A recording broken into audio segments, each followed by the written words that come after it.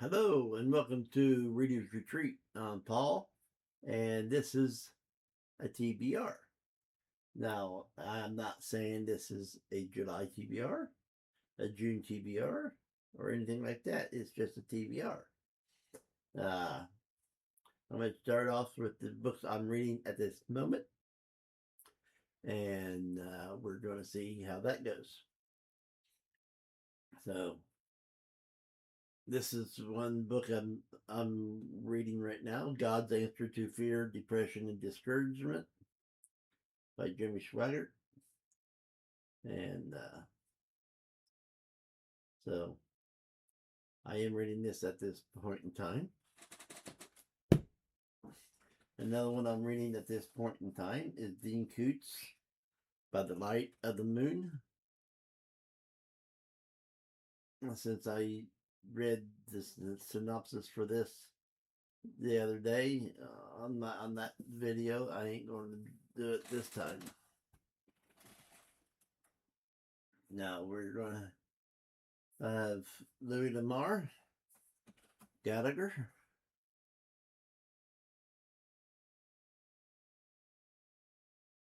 It says Gallagher's business is soldiering. For 20 years, he fought all over the world, from China to the deserts of California. Now he's a private in the U.S. Cavalry, poorly paid. His enlistment about to run out. He is ready to move on until he comes across a startling discovery: a treasure map belonging to a dead lieutenant who may not have been all that he seemed. The map points the way to an underground river of gold, or does it? To find out, Galligan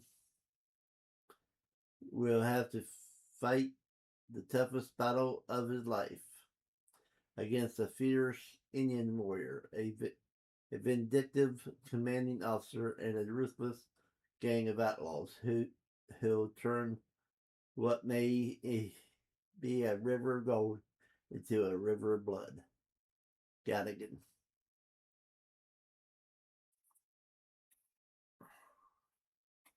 Over here. Another one is another Louis Lamar, Kid Rodello.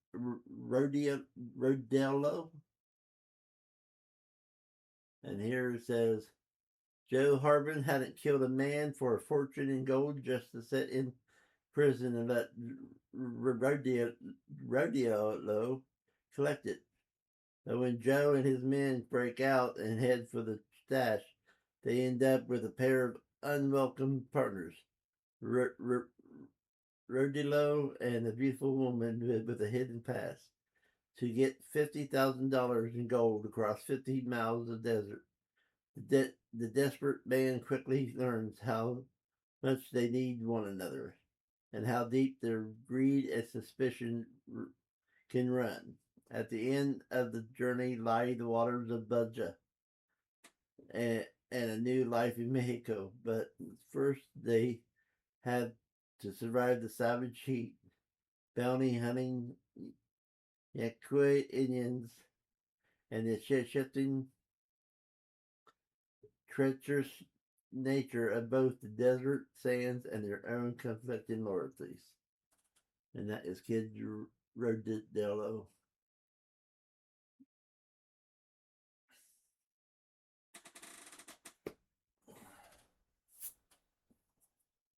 Last of the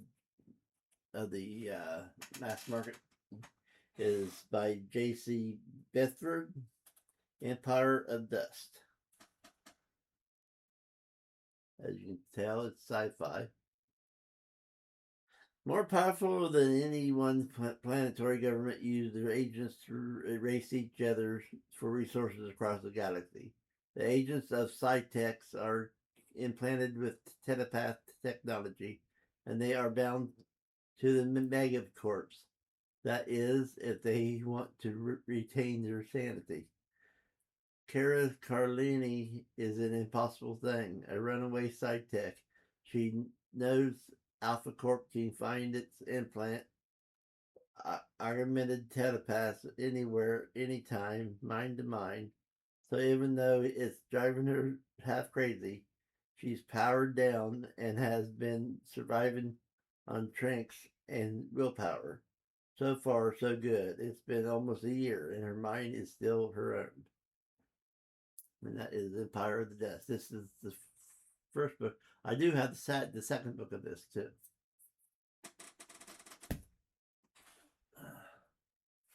And the next one is by Robert Brinza. It's a Erica Foster detective novel, and it's The Night Stalker.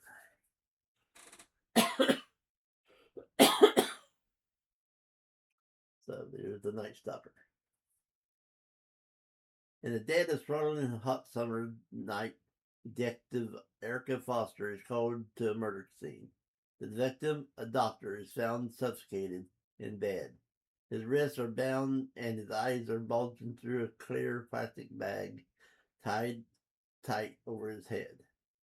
A few days later, another victim is found dead in exactly the same circumstances. As Erica and her team start digging deeper, they discover a calculated serial killer, stalking their victims before choosing the right moment to strike. The victims are all single men with very private lives. Why are their pasts shrouded in secrecy? And what links them to the killer? In the heat wave descends upon London, Erica will do everything to stop the Night Stalker. Before the body count rises, even if it means risking her job. But the victim might not be the only one being watched. Erica's own life could be on the line. So there's The Night Stalker.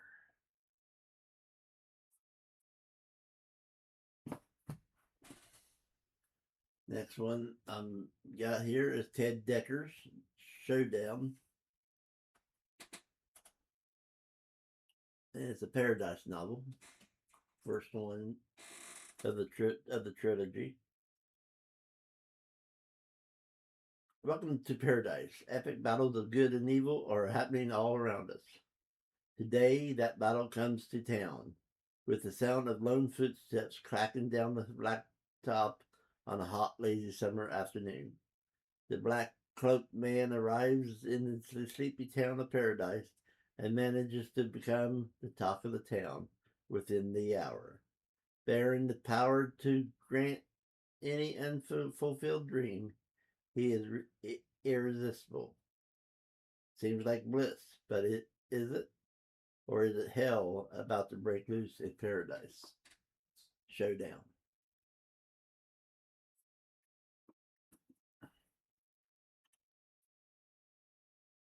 I got another one from Jimmy Swaggart, Elijah the Tishbite. And the back of that says, little is known about Elijah, one of the greatest prophets who had lived, and one of the only two men who had never died.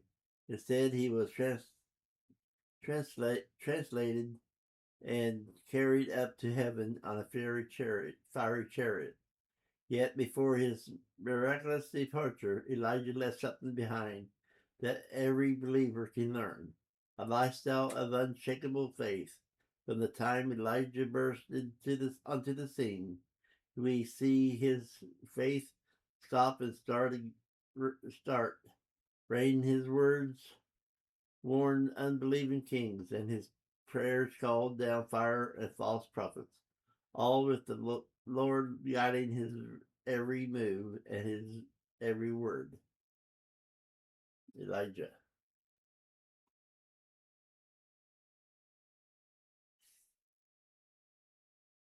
So another one is Preston Childs, the Gideon Crew novel, Beyond the Ice Limit. Now, I did read The Ice Limit a few years back, and I enjoyed it. Now I got the Beyond the Ice Limit. With these words begin Gideon's crew's latest, most dangerous, most high-stakes assignment yet. Failure will mean nothing short of the end of the humankind on Earth. 5 years ago, the mysterious and indestructible head of Effective Engineering Solutions, Eli Glenn, led a mission to recover a gigantic meteorite, the largest ever discovered, from a remote island off the coast of South America. The mission ended in disaster when their ship, the Rovag, foundered in a vicious storm in the Antarctic waters and broke apart, sinking along with its unique cargo. To the ocean floor, 108 crew members perished, and Eli Glenn was left paralyzed beyond the ice limit.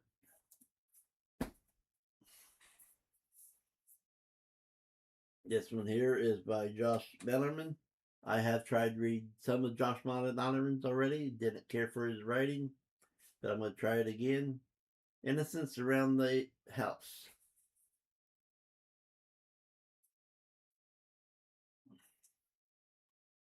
To 8-year-old Bella, her family is her world. There's Mommy, Dado, and Grandma Ruth. But there's also other Mommy, a magnificent entity who asks her every day, can I go inside your heart? When her fine instance around the house, seeing that other Mommy is growing tired of asking Bella the question over and over, Bella understands that unless she says yes, her family will soon pay. Innocence Around the House.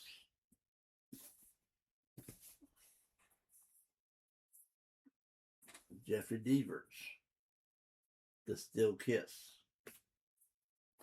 He does look like a psychopath, though, don't he? He writes great books. Amanda Sachs is hot on the trail of the killer. She's chasing him through a department store in Brooklyn. When an escalator malfunctions, the stairs give way with one man horribly mangled by the gears. Sachs is forced to let her quarry escape as she jumps to try to help save the victim. She and famed forensic detective Lincoln Rhyme soon learn, however, that the incident may not have been an accident at all, but the first in a series of international attacks. They find themselves up against one of their most formidable opponents ever, a brilliant killer who turns common products into murder weapons. As the body count threatens to grow, Sachs and Rhyme must race against the clock to unmask his identity and discover his mission before more people die. The Still Kiss. And the last thing I've got here is by different authors. And I'm not going to read the inside flap on this one. This is a short stories, a treasury of swashbucklers, a treasury of swashbuckling adventures, and who don't like a good pirate book? I enjoy it myself. So that's one.